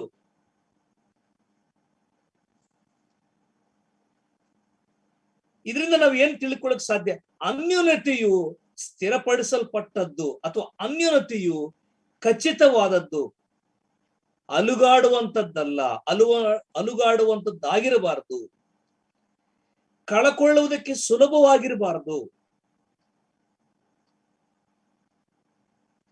ಅನೇಕರು ನಾವು ಸುಲಭವಾಗಿ ಮಾತಾಡೋದನ್ನ ಗಮನಿಸ್ತೇವೆ. ನಮಗೇನ್ ತೊಂದರೆ ಇಲ್ಲ, ನಾವು ಈ ಸಭೆ ಬಿಟ್ರೆ ಬೇರೆ ಸಭೆಗೂ ಕೂಡ ಹೋಗ್ತೀವಿ, ನಾವು ಈ ಅನ್ಯೋನ್ಯತೆ ಬಿಟ್ರೆ ಬೇರೆ ಅನ್ಯೋನ್ಯತೆಗೆ ಹೋಗ್ತೀವಿ, ನಮಗೇನ್ ತೊಂದರೆ ಇಲ್ಲ. ಅನ್ಯೋನ್ಯತೆ ಯಾವಾಗ್ಲೂ ಸ್ಥಿರವಾಗಿರುವಂಥದ್ದು, ಅದು ಚಂಚಲತ್ವದಿಂದ ಕೂಡಿರದೆ, ಅದು ಪ್ರತಿ ಬಾರಿ ಬದಲಾವಣೆಗಳಿಂದ ಕೂಡಿರದೆ ಒಂದು ಸ್ಥಿರ, ಒಂದು ದೃಢವಾದಂತ ಅನ್ಯೋನ್ಯತೆಯನ್ನು ನಾವು ಬಯಸಿಕೊಂಡವರಾಗಿರಬೇಕು. 2ನೇ ಕೊರಿಂಥದವರು ಬರೆದ ಪತ್ರಿಕೆ 6ನೇ ಅಧ್ಯಾಯ 16ನೇ ವಾಕ್ಯ. ಅಪೊಸ್ತಲನಂತ ಪೌಲನು ಕೊರಿಂಥ ಸಭೆಗೆ ಬರೆದ 2ನೇ ಪತ್ರಿಕೆ 6ನೇ ಅಧ್ಯಾಯ 16ನೇ ವಾಕ್ಯದಲ್ಲಿ, ದೇವರ ಮಂದಿರಕ್ಕೂ ವಿಗ್ರಹಗಳಿಗೂ ಒಪ್ಪಿಗೆಯನ್ನು, ನಾವು ಜೀವ ಸ್ವರೂಪನಾದ ದೇವರ ಮಂದಿರವಾಗಿದ್ದೇವಲ್ಲ, ಇದರ ಸಂಬಂಧವಾಗಿ ದೇವರು, ನಾನು ಅವರಲ್ಲಿ ವಾಸಿಸುತ್ತಾ ತಿರುಗಾಡುವೆನು. ದೇವರಾತ್ಮನು ನಿಮ್ಮಲ್ಲಿ ವಾಸ ಮಾಡುತ್ತಾನೆ ಎಂಬುದಾಗಿ ಬರೆಯಲ್ಪಟ್ಟಿದೆ. ವಾಸ ಮಾಡುತ್ತಾ ತಿರುಗಾಡುತ್ತಾ ಇರ್ತಾನೆ ಪ್ರೇಮ. ಈ ತಿರುಗಾಡುವುದು ಅಂದ್ರೆ ಯಾರ ಸೇವೆಗೆ ಹೋಲಿಕೆ ಆಗುವುದು? ಈ ತಿರುಗಾಡುವುದಂದ್ರೆ ಯಾಜಕನು ಮತ್ತು ಮಹಾಯಾಜಕರ ಸೇವೆಯ ಗುರುತಿದು. ಯಾಕಂದ್ರೆ ದೇವದರ್ಶನ ಗುಡಾರದಲ್ಲಿ ಯಾಜಕರು ನಿಂತುಕೊಂಡಿರಬಾರದು ಒಂದೇ ಸ್ಥಳದಲ್ಲಿ, ಮತ್ತು ಕೂತುಕೊಂಡು ಇರಬಾರದು. ಅವ್ರು ನಿಂತುಕೊಂಡಿರಬಾರದು, ಕೂತ್ಕೊಂಡಿರಬಾರದು. ಮತ್ತೇನ್ ಮಾಡ್ಬೇಕು? ಅವ್ರು ತಿರುಗಾಡುತ್ತಾ ಇರ್ಬೇಕು. ಅವ್ರು ತಿರುಗಾಡಿ ಸೇವೆ ಮಾಡಬೇಕು. ಅವರು ಮೇಜಿನ ಬಳಿಗೆ ಹೋಗ್ಬೇಕು, ಅವರು ದೀಪಸ್ತಂಭದ ಬಳಿಗೆ ಹೋಗ್ಬೇಕು, ಅವರು ಧೂಪವೇದಿ ಬಳಿಗೆ ಹೋಗ್ಬೇಕು, ಮತ್ತು ಯಜ್ಞವೇದಿ ಬಳಿಗೆ ಬರಬೇಕು, ಮತ್ತು ಗಂಗಾಳದ ಬಳಿಗೆ ಹೋಗ್ಬೇಕು. ಅದು ಯಾಜಕನ ಸೇವೆ. ಅತಿ ಪರಿಶುದ್ಧವಾದ ಸ್ಥಳದಲ್ಲಿ ಮಹಾಯಾಜಕನು ಮಂಜೂಷದ ಹತ್ರ ಅಲ್ಲಿ ತಿರುಗಾಡುತ್ತಾ ಧೂಪವನ್ನ ಹಾಕಿ ಆತನು ದೇವರನ್ನ ಮಹಿಮೆಪಡಿಸಬೇಕು. ನಾನು ಅವರಲ್ಲಿ ವಾಸಿಸುತ್ತಾ ತಿರುಗಾಡುವೆನು. ಇದಕ್ಕೆ ಆಧಾರತಕ್ಕಂಥ ವಾಕ್ಯವು ಪ್ರಕಟಣೆ ಗ್ರಂಥ 2ನೇ ಅಧ್ಯಾಯ 1ನೇ ವಚನದಲ್ಲಿ, ಎಫೆಸದಲ್ಲಿರುವ ನೋಡಿ, ಅಲ್ಲಿ ಸಭೆಯ ದೂತನಿಗೆ ಬರೆ 2:1, 7 ನಕ್ಷತ್ರಗಳನ್ನು ಬಲಗೈಯಲ್ಲಿ ಹಿಡಿದುಕೊಂಡು 7 ಚಿನ್ನದ ದೀಪಸ್ತಂಭಗಳ ಮಧ್ಯದಲ್ಲಿ ತಿರುಗಾಡುವ ಆತನು ಹೇಳುವುದೇನೆಂದ್ರೆ, ತಿರುಗಾಡುವ ಆತನು, ಸಂಚರಿಸುವ ಆತನು. ಒಂದು ವೇಳೆ ಯಾಜಕನು ಸಂಚಾರ ಮಾಡದೆ ಗುಡಾರದಲ್ಲಿ ತಿರುಗಾಡದೆ ಇದ್ರೆ ಏನಾಗ್ಬೋದು ಪ್ರೇರೆ? ಅವನ ಸ್ಥಿತಿ ಏನಾಗ್ಬೋದು? ಯಾಜಕನು ತಿರುಗಾಡದೆ ಇದ್ರೆ ಏನಾಗ್ಬೋದು? ಅವನು ಸಂಚಾರ ಮಾಡುತ್ತಾ ಸೇವೆ ಮಾಡಬೇಕು. ಆಗ ಹೊರಗಿನವರಿಗೆ ಅವನ ವಸ್ತ್ರದ, ಯಾಜಕನ ನಿಲುವಂಗಿಯ ವಸ್ತ್ರದ ಗೆಜ್ಜೆಗಳ ಶಬ್ದವು ಕೇಳಿಸ್ತದೆ ಹೊರಗಡೆ. ಒಂದು ವೇಳೆ ಒಳಗಡೆ ಗೆಜ್ಜೆ ಶಬ್ದವು ಕೇಳಿಸ್ಲಿಲ್ಲವಾದ್ರೆ ಅದರ ಅರ್ಥವೇನು? ಶಬ್ದ ಕೇಳಿಸ್ಲಿಲ್ಲ ಅಂದ್ರೆ ಗೆಜ್ಜೆ ತಿರುಗಾಡ್ತಾ ಇಲ್ಲ ಅಂತ ಅರ್ಥ. ಅಲ್ಲಿಗೆ ಅವನು ಯಾವಾಗ ತಿರುಗಾಡೋದಿಲ್ಲ? ಅವನು ನಿರ್ಜೀವನಾದ್ರೆ ಮಾತ್ರ ತಿರುಗಾಡೋದಿಲ್ಲ, ಅಲ್ಲಿವರೆಗೂ ತಿರುಗಾಡಬೇಕು. ಅವನು ನಿರ್ಜೀವನಾಗಬೇಕು ಅಂದ್ರೆ ಅವನು ಸತ್ತೋಗ್ಬೇಕು. ಯಾಜಕನ ಸತ್ತೋದ್ರೆ ಗೆಜ್ಜೆ ಶಬ್ದ ನಿಂತು ಹೋಗ್ತದೆ.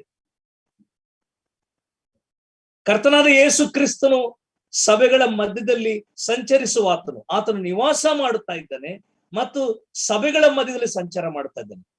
ವಾಸ ಮಾಡುವುದಲ್ಲಿ ವಿಶ್ವಾಸಿಗಳ ಹೃದಯದಲ್ಲಿ, ಸಂಚಾರ ಮಾಡುವುದು ಸಭೆಗಳ ಮಧ್ಯದಲ್ಲಿ. ಹಾಗಾಗಿ ಯಾವ ಸಭೆಗೂ ಯಾರು ಉಸ್ತುವಾರಿ ಅಲ್ಲ, ಯಾವ ಸಭೆಗೂ ಯಾರು ಸೂಪರ್ವೈಸರ್ಸ್ ಇಲ್ಲ. ಪ್ರತಿಯೊಂದು ಸಭೆಯು ಸ್ಥಳೀಯವಾದದ್ದು, ಪ್ರತಿಯೊಂದು ಸಭೆಯು ಸ್ವತಂತ್ರವುಳ್ಳದ್ದು, ಪ್ರತ್ಯೇಕವಾದದ್ದು. ಯಾವ ಸಭೆ ಮೇಲೆ ಕೂಡ ಸೂಪರ್ವೈಸರ್ಸು, ಸೂಪರಿಂಟೆಂಡೆಂಟ್ಗಳು, ಆಮೇಲೆ ಡೈರೆಕ್ಟರ್ಸ್ ಯಾರು ಇಲ್ಲ.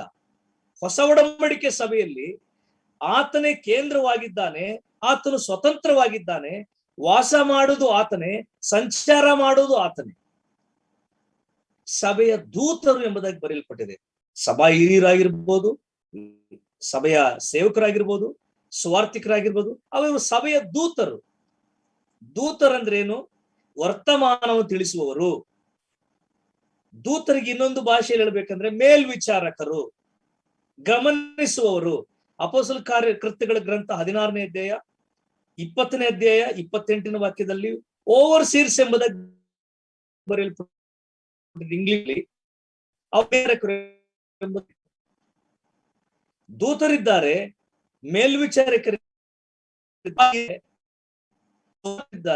ಉಪದೇಶಕರಿದ್ದಾರೆ, ಬೋಧಕರಿದ್ದಾರೆ.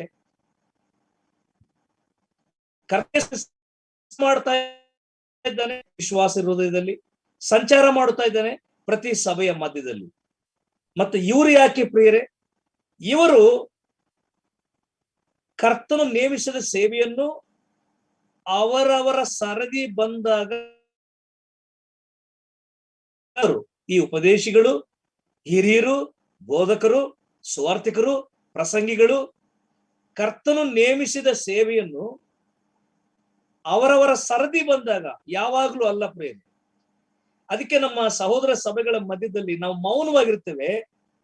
ನಮ್ ರೋಲ್ ಬಂದಾಗ ನಾವು ಉಪಯೋಗಿಸಲ್ಪಡ್ತೇವೆ. ನಮ್ಮ ಸರದಿ ಬಂದಾಗ, ಅದು ಪ್ರಸಂಗದ ಸೇವೆ, ಅದು ಆರಾಧನೆಗೆ ಆಲೋಚನೆ ಕೊಡೋ ಸೇವೆ, ಅದು ಹಾಡು ಹೇಳುವ ಸೇವೆ,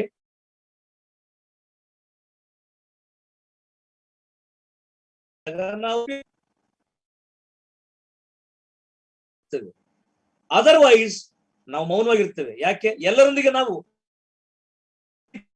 ಒಬ್ರು, ನಾವು ಹಿರಿಯರಾಗಿರ್ಬೋದು, ಉಪದೇಶಿಗಳಾಗಿರ್ಬೋದು, ಸ್ವಾರ್ಥಿಕರಾಗಿರ್ಬೋದು, ಸೇವಕರಾಗಿರ್ಬೋದು, ಸಭೆಯಲ್ಲಿ ನಾವು ಪ್ರತ್ಯೇಕಿಸಲ್ಪಟ್ಟವರೇನಲ್ಲ, ಎಲ್ಲರೊಂದಿಗೆ ನಾವು.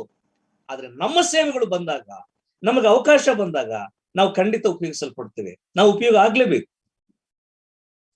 ಹಾಗಾಗಿ ಆತನು ನಮ್ಮ ಮಧ್ಯದಲ್ಲಿದ್ದಾನೆ, ಪ್ರತಿಯೊಬ್ಬ ವಿಶ್ವಾಸಿಯ ಮಧ್ಯದಲ್ಲಿ, ಹೃದಯದಲ್ಲಿ ವಾಸ ಮಾಡ್ತಾ ಇದ್ದಾನೆ. ಮಾತ್ರವೇ ಅಲ್ಲ, ಪ್ರತಿ ಸಭೆಯ ಮಧ್ಯದಲ್ಲಿ ಸಂಚಾರ ಮಾಡ್ತಾ ಇದ್ದಾನೆ. ಅನೇಕ ಸಾರಿ ಲೋಕವು ನಮ್ಮನ್ನ ಗಾಬರಿ ಪಡಿಸುವಾಗ, ಹೆದರಿಸುವಾಗ ನಾವು ಗಾಬರಿ ಪಡೋ ಅಗತ್ಯ ಇಲ್ಲ. ಯಾಕಂದ್ರೆ ಸಭೆಗಳ ಮಧ್ಯದಲ್ಲಿ ಕ್ರಿಸ್ತನು ಸಂಚಾರ ಮಾಡ್ತಾ ಇದ್ದಾನೆ. ತಾನೇ ತನ್ನ ಜ್ಞಾನ ಸಾಮರ್ಥ್ಯದಿಂದ ಸಭೆ ನಡೆಸ್ತಾ ಇದ್ದಾನೆ.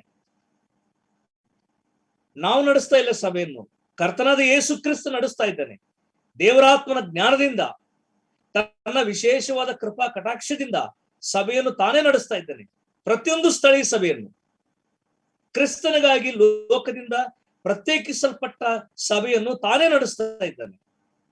ನಾವ್ಯಾರು ನಡೆಸ್ತಾ ಇಲ್ಲ ಪ್ರೇರಿ. ನಾವು ಅನೇಕ ಸಾರಿ ನಡೆಸ್ತೇವೆ, ನಾವೇ ನಡೆಸ್ತಾ ಇದ್ದೇವೆ ಸಭೆಯನ್ನು ಎಂಬುದಾಗಿ ಇಲ್ಲ. ಪರೋಕ್ಷವಾಗಿ ಹಿಂದಿನ ಬದಿಯಲ್ಲಿ ರಹಸ್ಯವಾಗಿ ಆಂತರಿಕವಾಗಿ ಕರ್ತನಾದ ಯೇಸು ಕ್ರಿಸ್ತನು ತಾನು ಸುರಿಸಲ್ಪಟ್ಟು, ರಕ್ತ ಸುರಿಸಲ್ಪಟ್ಟು ಕೊಂಡುಕೊಂಡ ಸಭೆಯನ್ನು ತಾನೇ ನಡೆಸ್ತಾ ಇದ್ದಾನೆ. ಈ ಸಂಚಾರ ಮಾಡುತ್ತಾ ಇದ್ದ ಉದ್ದೇಶ ಏನು? ಸಭೆಗಳನ್ನು ಗಮನಿಸ್ತಾ ಇದ್ದಾನೆ ಎಂಬುದಾಗಿ ಅರ್ಥ. ವೀಕ್ಷಿಸ್ತಾ ಇದ್ದಾನೆ, ಸೂಪರ್ವೈಸರಿಂಗ್ ಮಾಡ್ತಾ ಇದ್ದಾನೆ ಎಂಬುದಾಗಿ ಅರ್ಥ. ಪ್ರತಿಯೊಂದು ಸ್ಥಳೀಯ ಸಭೆಯು ಕ್ರಿಸ್ತನ ಮೇಲೆ ಒರಗಿಕೊಳ್ಳುವುದಾದ್ರೆ, ಅವಲಂಬಿತವಾಗುವುದಾದ್ರೆ, ಆತನು ತಾನೇ ಸಭೆ ನಡೆಸ್ತಾನೆ. ಯಾವುದೇ ಸೇವೆಯನ್ನಾಗ್ಲಿ, ಸಭೆಯನ್ನಾಗ್ಲಿ, ಅದು ಪರಲೋಕದ ಯಾವುದೇ ಕೆಲಸವಾಗ್ಲಿ, ಆತನನ್ನು ಒರಗಿಕೊಳ್ಳುವುದಾದ್ರೆ ಆತನ ನಡೆಸ್ತಾನೆ. ನಾವು ಒರಗಿಕೊಳ್ಳುವುದಿಲ್ಲ. ನಮಗೆ ಬಲ ಇದೆ, ಶಕ್ತಿ ಇದೆ, ಜ್ಞಾನ ಇದೆ, ನಾವು ನಮ್ಮನ್ನು ನಾವೇ ಹೊರಗಿಕೊಳ್ತೇವೆ, ಇಲ್ಲ ಅಧಿಕಾರಿಗಳನ್ನು ಹೊರಗಿಕೊಳ್ಳುತ್ತೇವೆ, ಇಲ್ಲ ರಾಜಕೀಯ ನಾಯಕರನ್ನು ಹೊರಗಿಕೊಳ್ಳುತ್ತೇವೆ, ಅಥವಾ ನಮ್ಮ ಹಿರಿಯರನ್ನ ಹೊರಗಿಕೊಳ್ಳುತ್ತೇವೆ ಅಂದ್ರೆ ಇನ್ನು ನಾವೇ ಸರ್ಕಸ್ ಮಾಡಬೇಕು ಸಭೆ ನಡೆಸಲಿಕ್ಕೆ. ಯಾರೂ ಕೂಡ ಸಭೆಯನ್ನು ನಡೆಸಲಿಕ್ಕೆ ಯಾರು ಕೂಡ ನಾವು ಯೋಗ್ಯರಲ್ಲ. ಆದ್ರೆ ಕರ್ತನು ತಾನು ನಡೆಸ್ತಾ ಇದ್ದಾನೆ. ಆತನು ನಮ್ಮನ್ನು ಒಂದೊಂದು ಪಾತ್ರೆಯಾಗಿ ಉಪಯೋಗ ಮಾಡಿಕೊಳ್ತಾ ಇದ್ದಾನೆ. ವಿಶೇಷವಾದ ಜ್ಞಾನ ಸಾಮರ್ಥ್ಯ ಕೊಟ್ಟಿದ್ದಾನೆ, ವಿಶೇಷವಾದ ತಿಳುವಳಿಕೆಯನ್ನು ಕೊಟ್ಟು ನಡೆಸ್ತಾ ಇದ್ದಾನೆ. ಹಾಗಾಗಿ ಆತನು ಸಂಚಾರ ಮಾಡ್ತಾ ಇದ್ದಾನೆ. ಆತನು ನಮ್ಮ ಹೃದಯದಲ್ಲಿದ್ದಾನೆ, ಪ್ರತಿ ವಿಶ್ವಾಸಿಯ ಹೃದಯದಲ್ಲಿ, ಮತ್ತು ಆತನು ಸಭೆಗಳ ಮಧ್ಯದಲ್ಲಿ ಸಂಚಾರ ಮಾಡ್ತಾ ಇದ್ದಾನೆ. ಸಭೆಗಳ ಅನ್ಯೋನ್ಯತೆಗಾಗಿ, ವಿಶ್ವಾಸಿಯ ಅನ್ಯೋನ್ಯತೆಗಾಗಿ ಆತನು ಬಯಸುವಂತನಾಗಿದ್ದಾನೆ. ಕೊಲೊಸ್ಸರು ಬರೆದ ಪತ್ರಿಕೆ 1ನೇ ಅಧ್ಯಾಯ 27ನೇ ವಾಕ್ಯವನ್ನು ಕೂಡ ಓದಿಕೊಳ್ಳೋಣ. ಈ ಅನ್ಯೋನ್ಯತೆ ವಿಷಯದಲ್ಲಿ ಅಪೊಸ್ತಲನಾದ ಪೌಲನು ಕೊಲೊಸ್ಸರಿಗೆ ಬರೆದ ಪತ್ರಿಕೆ 1ನೇ ಅಧ್ಯಾಯ 27ನೇ ವಾಕ್ಯ. ಈ ಅನ್ಯ ಜನಗಳ ವಿಷಯವಾದ ಈ ಮರ್ಮದ ಮಹಿಮಾತಿಶಯವು ಎಷ್ಟೆಂಬುದನ್ನು ದೇವರು ತನ್ನ ಜನರಿಗೆ ತಿಳಿಸಲಿಕ್ಕೆ ಮನಸ್ಸು ಮಾಡಿಕೊಂಡನು. ಈ ಮರ್ಮವು ಏನೆಂದರೆ, ಕ್ರಿಸ್ತನು ನಿಮ್ಮಲ್ಲಿದ್ದು ಪ್ರಭಾವದ ನಿರೀಕ್ಷೆಗೆ ಆಧಾರಭೂತನಾಗಿರುವುದೇ. ಈ ಮರ್ಮದ ಉದ್ದೇಶ ಏನು? ಕ್ರಿಸ್ತನು ನಿಮ್ಮಲ್ಲಿದ್ದು ಪ್ರಭಾವದ ನಿರೀಕ್ಷೆಗೆ ಆಧಾರಭೂತನಾಗಿರುವುದೇ. ಕ್ರಿಸ್ತನು ನಿಮ್ಮಲ್ಲಿದ್ದು ನಮ್ಮೆಲ್ಲರಲ್ಲಿದ್ದಾನೆ. ಆತನು ಸಭೆಗಳ ಮಧ್ಯದಲ್ಲಿ ಸಂಚರಿಸ್ತಾ ಇದ್ದಾನೆ ಮತ್ತು ಆತನು ನಮ್ಮ ಮಧ್ಯದಲ್ಲಿದ್ದಾನೆ. ನಮ್ಮ ಒಳಗೂ ಕೂಡ ಇದ್ದಾನೆ, ನಮ್ಮ ಮಧ್ಯದಲ್ಲಿ ಕೂಡ ಇದ್ದಾನೆ. ಹಾಗಾಗಿ ಕ್ರಿಸ್ತನಿಗಾಗಿ, ಕ್ರಿಸ್ತನಿಗೋಸ್ಕರ, ಕ್ರಿಸ್ತನಿಂದ ಸಾರಲ್ಪಡುವ ಈ ಸುವಾರ್ತೆಗೆ ಧಕ್ಕೆ ಆಗುವುದಿಲ್ಲ, ಅದು ನಿಂತು ಹೋಗುವುದಿಲ್ಲ, ಅದಕ್ಕೆ ನಷ್ಟಪಡಿಸಲಿಕ್ಕೆ ಸಾಧ್ಯವಿಲ್ಲ. ಕ್ರಿಸ್ತನ ದೇಹವೆಂಬ ಈ ಸಭೆಯು ಕೂಡ ಅಳಿದು ಹೋಗ್ಲಿಕ್ಕೆ ಸಾಧ್ಯವಿಲ್ಲ. ಅದಕ್ಕೆ ನಾನು ಬಹಳಷ್ಟು ಹೇಳ್ತಾ ಇರ್ತೀನಿ, ಸಭೆಗೆ ವಯಸ್ಸೆಷ್ಟು? 2000 ವರ್ಷಗಳು. ಜಗತ್ತಿನಲ್ಲಿ ಯಾವ ಸರ್ಕಾರಕ್ಕೂ 2000 ವರ್ಷಗಳಾಗ್ಲಿಲ್ಲ, ಯಾವ ಸಾಮ್ರಾಜ್ಯಕ್ಕೂ 2000 ವರ್ಷಗಳಾಗ್ಲಿಲ್ಲ, ಯಾವ ಆಡಳಿತಕ್ಕೂ 2000 ವರ್ಷಗಳಾಗ್ಲಿಲ್ಲ, ಯಾವ ಅಧಿಕಾರವೂ 2000 ವರ್ಷಗಳ ಆಳ್ವಿಕೆ ಮಾಡಲಿಲ್ಲ, ಯಾವ ಸಂಸ್ಥೆಯು ಕೂಡ 2000 ವರ್ಷವು ನಡೆದು ಬಂದಿಲ್ಲ. ಕ್ರಿಸ್ತನು ಪ್ರವಾದಿಸಿದ್ದಾನೆ, ನಾನು ಈ ಬಂಡೆ ಮೇಲೆ ನನ್ನ ಸಭೆಯನ್ನು ಕಟ್ಟುವೆನು. ಪ್ರವಾದನೆ ಮೂಲಕವಾಗಿ ಪವಿತ್ರಾತ್ಮನ ಕಳಿಸಿದ್ದಾನೆ. ಪವಿತ್ರಾತ್ಮನ ಬಂದ ನಂತರ ಅಪೊಸ್ತಲರ ಕೃತ್ಯಗಳು 2ನೇ ಅಧ್ಯಾಯ 4ನೇ ವಚನದಲ್ಲಿ ಸಭೆಯು ಪ್ರಾರಂಭವಾಯಿತು. ಪ್ರವಾದನೆ ಮಾಡಿದ್ದು ಕ್ರಿಸ್ತನೇ, ಸ್ಥಾಪನೆ ಪವಿತ್ರಾತ್ಮನೇ, ನಡೆಸ್ತಾ ಇರೋದು ಕೂಡ ದೇವರಾತ್ಮನ ಮೂಲಕ ಸಭೆ ನಡೀತಾ ಇದೆ. ಗ್ರಂಥ ಬರೆಯಲ್ಪಟ್ಟಿದ್ದು ಅಪೊಸ್ತಲರೇ, ಆದ್ರೆ ದೇವರಾತ್ಮನ ಮೂಲಕವಾಗಿ. ಅವರ ವಿವಿಧ ಸ್ಥಳಗಳಲ್ಲಿದ್ದು ಒಬ್ಬನೇ ವ್ಯಕ್ತಿ ಕುರಿತಾಗಿ, ಒಂದೇ ವಿಷಯದ ಕುರಿತಾಗಿ ಅನೇಕ ಗ್ರಂಥಗಳನ್ನು ಬರೆದರು. ದೇವರಾತ್ಮನು ತಾನೇ ತಮಗೆ ಬೋಧಿಸಿದ ರೀತಿಯಲ್ಲಿ ಬರೆದರು. ಹಾಗಾಗಿ ಭೂಲೋಕದಲ್ಲಿ ಯಾವುದೇ ಸಭೆಯಾಗಲಿ, ಯಾವುದೇ ಸೇವೆಯಾಗಲಿ, ಸಂಸ್ಥೆಯಾಗಲಿ, ಯೇಸು ಕ್ರಿಸ್ತನ ಹೆಸರಿನಲ್ಲಿ ಮಾಡುವ ಯಾವುದೇ ಸೇವೆ, ಯಾವುದೇ ಸಂಸ್ಥೆ, ಅದು ಮನುಷ್ಯ ಜ್ಞಾನದಿಂದ, ಮನುಷ್ಯರಿಗೋಸ್ಕರ, ಮನುಷ್ಯರಿಂದ ನಿರ್ಮಾಣವಾಗಿ ಅಥವಾ ಮನುಷ್ಯರಿಂದ ಮಾಡಲ್ಪಡುವಂಥದ್ದಲ್ಲ. ಕರ್ತನಾದ ಯೇಸು ಕ್ರಿಸ್ತನು ತಾನೇ ಅದನ್ನು ಪ್ರಾರಂಭಿಸಿದ್ದಾನೆ, ಆತನು ಅದನ್ನು ಕಡೆಗಾಣಿಸ್ತಾನೆ. ಆತನು ಪ್ರವಾದಿಸಿದ್ದಾನೆ, ಆತನು ಅದನ್ನು ಸ್ಥಾಪಿಸಿದ್ದಾನೆ. ಆತನೇ ಸಂಚಾರ ಮಾಡ್ತಾ ಇದ್ದಾನೆ, ಆತನೇ ತನ್ನ ಸಭೆಗಳನ್ನ ನಡೆಸ್ತಾ ಇದ್ದಾನೆ, ನಿರ್ವಹಿಸ್ತಾ ಇದ್ದಾನೆ. ಈಗ ಬರುವ ಹಿಂಸೆಗಳು, ಹೋರಾಟಗಳು, ನಷ್ಟಗಳು ಎಷ್ಟೋ 100 ಪಟ್ಟು ಹೆಚ್ಚು ಹಿಂಸೆಗಳು ಸಭೆಯು ಪ್ರಾರಂಭವಾದಾಗಲಿಂದ ಇಂದಿನವರೆಗೂ ಅನೇಕ ನಮ್ಮ ಅಪೊಸ್ತಲರು, ಮಿಷನರಿಗಳು, ದರ್ಶನ ಪಡೆದಂತ ಶಿಷ್ಯರುಗಳು ಅನುಭವಿಸಿದ್ದಾರೆ. ಅದನ್ನ, ಆ ಹಿಂಸೆಯನ್ನ, ಬಾಧೆಯಲ್ಲಿ ಸಾಗಿ ಹೋಗಿದ್ದಾರೆ. ಆ ನೋವಿನಲ್ಲಿ ಅವರು ಯಾತ್ರೆ ಮಾಡಿದ್ದಾರೆ. ಆದ್ರೆ ಸುವಾರ್ತೆ ನಿಂತು ಹೋಗ್ಲಿಲ್ಲ, ಆರಾಧನೆಗಳು ನಿಂತು ಹೋಗ್ಲಿಲ್ಲ, ಸಭೆಗಳು ನಿಂತು ಹೋಗ್ಲಿಲ್ಲ, ಸರ್ಕಾರಗಳು ನಿಂತು ಹೋದವು, ಪ್ರಭುತ್ವಗಳು ಬದಲಾದವು, ಅಧಿಕಾರಿಗಳು ಇಲ್ಲದಂತಾದವು, ಸಂಘ ಸಂಸ್ಥೆಗಳು ಕೆಡಲ್ಪಟ್ಟವು, ಸಾಮ್ರಾಜ್ಯಗಳು ಅಳಿದು ಹೋದವು. ಆದ್ರೆ ಸಭೆಯು ನಿಂತಿತ್ತು. 2000 ವರ್ಷವಾಯಿತು. ನನ್ನ ಪ್ರಿಯ ಸಹೋದರ ಸಹೋದರಿ, ಪ್ರತಿಯೊಬ್ಬ ಸೇವಕರು, ಸುವಾರ್ತಿಕರು, ಹಿರಿಯರು ಅರ್ಥ ಮಾಡಿಕೊಳ್ಳಬೇಕಾಗಿರೋದು, ಪ್ರತಿಯೊಬ್ಬ ವಿಶ್ವಾಸಿ ಅರ್ಥ ಇರಬೇಕಾಗಿರೋದು, ನಾವು ಮಾಡುತ್ತಿರುವ ಈ ಅನ್ಯೋನ್ಯತೆ ಇದು ಭೂಲೋಕದಲ್ಲ, ಇದು ಪರಲೋಕದ ಅನ್ಯೋನ್ಯತೆ. ಇದು ಕರ್ತನಾದ ಯೇಸು ಕ್ರಿಸ್ತನು ತಾನೇ ವಾಗ್ದಾನ ಮಾಡಲ್ಪಟ್ಟು, ವಾಗ್ದಾನ ಸಹಿತವಾದಂತ ಕೊಡಲ್ಪಟ್ಟಿರುವ ಅನ್ಯೋನ್ಯತೆ.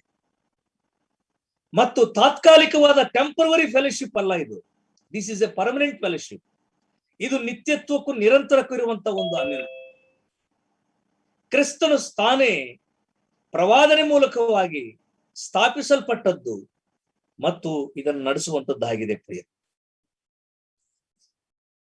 ಇದು ಗುಡಾರದಂತಿರುವ ಅನ್ಯೋನ್ಯತೆ ಅಲ್ಲ, ಇದು ಸೊಲೊಮೋನ್ ಕಟ್ಟಿರುವ ದೇವಾಲಯದಂತಿರುವ ಅನ್ಯೋನ್ಯತೆ ಅಲ್ಲ. ಗುಡಾರವು ಇಲ್ಲದಂತಾಯ್ತು, ಗುಡಾರವು ನಾಶವಾಯಿತು. ಸೊಲೊಮೋನ್ ಕಟ್ಟಿದ 40 ವರ್ಷಗಳ ಕಾಲ ಕಟ್ಟಲ್ಪಟ್ಟಂತಹ ದೇವಾಲಯವು ನಾಶವಾಯಿತು, ಕೆಡವಲ್ಪಟ್ಟರು. ಅಲ್ಲಿರುವ ಎಲ್ಲ ಉಪಕರಣಗಳನ್ನ ಅವರು ಸೆರೆ ಒಯ್ದ್ರು, ಕೊಂಡೊಯ್ಯಲ್ಪಟ್ಟರು. ಆದ್ರೆ ಈಗಿರುವ ಅನ್ಯೋನ್ಯತೆಯು ಇದು ರಕ್ತದಿಂದ ಸ್ಥಾಪಿತವಾದ ಅನ್ಯೋನ್ಯತೆ. ಇದು ಪ್ರಾಣ ತ್ಯಾಗದ ಮೂಲಕವಾಗಿ ಪ್ರಾರಂಭಿಸಲ್ಪಟ್ಟಂತ ಅನ್ಯೋನ್ಯತೆ. ಇದು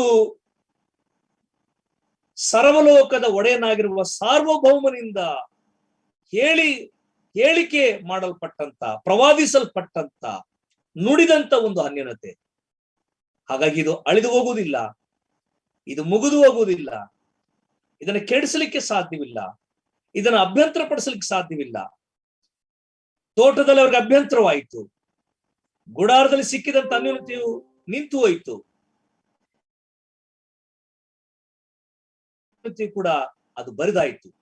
ಆದ್ರೆ ಈಗಿರುವ ಹೊಸ ಒಡಂಬಡಿಕೆ ಅನ್ಯೋನ್ಯತೆಯು ಕರ್ತನಾದ ಯೇಸು ಕ್ರಿಸ್ತನೊಂದಿಗೆ ನೇರವಾಗಿಯೂ, ತಂದೆಯಾದ ದೇವರೊಂದಿಗೆ ನೇರವಾಗಿಯೂ, ಪವಿತ್ರಾತ್ಮನೊಂದಿಗೆ ನೇರವಾಗಿಯೂ ಇರುವಂತ ಒಂದು ಅನ್ಯೋನ್ಯತೆ.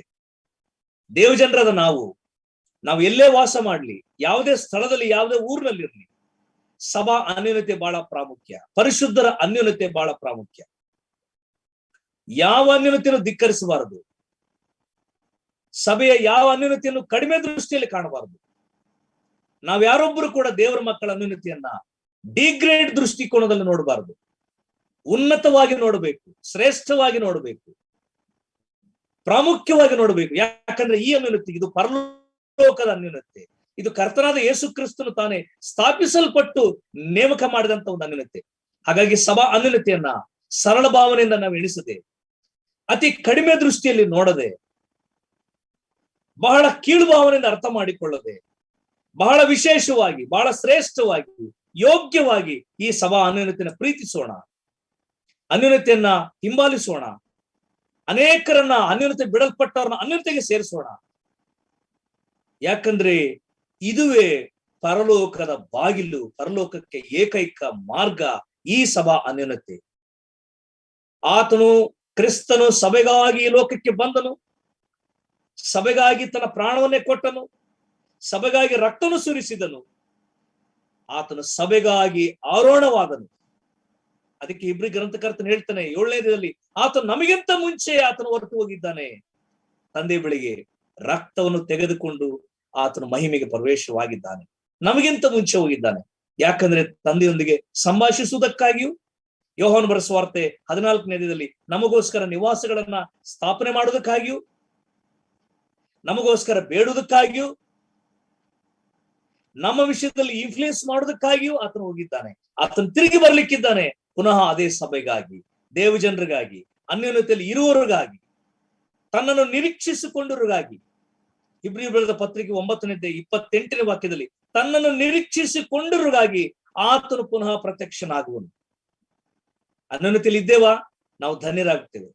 ಅನ್ಯೋನ್ಯತೆಯನ್ನು ಬಿಟ್ಟಿದ್ದೇವಾ, ದೌರ್ಭಾಗ್ಯರಾಗುತ್ತೇವೆ. ಅನ್ಯೋನ್ಯತೆಯನ್ನು ಬಿಟ್ಟು ತಿರುಗ್ತಾ ಇದ್ದಾರಾ, ಅವ್ರನ್ನ ಅನ್ಯೋನ್ಯತೆಗೆ ಸೇರಿಸೋಣ. ಈ ಪ್ರಾಮುಖ್ಯವಾದ, ಅತಿ ಶ್ರೇಷ್ಠವಾದ, ಅತಿ ಬೆಲೆಯುಳ್ಳ, ಅತಿ ಮೌಲ್ಯವುಳ್ಳ, ಈ ವಿಶೇಷವಾದ, ಪರಿಶುದ್ಧವಾದ, ಮಹಿಮೆಯುಳ್ಳ ಅನ್ಯೋನ್ಯತೆಗೆ ನಾವು ಭಾಗಿಯಾಗೋಣ, ಅನೇಕರನ್ನ ಸೇರಿಸೋಣ. ದೇವರು ತಾನೇ ನಿಮ್ಮೆಲ್ಲರನ್ನ ಆಶೀರ್ವದಿಸಲಿ.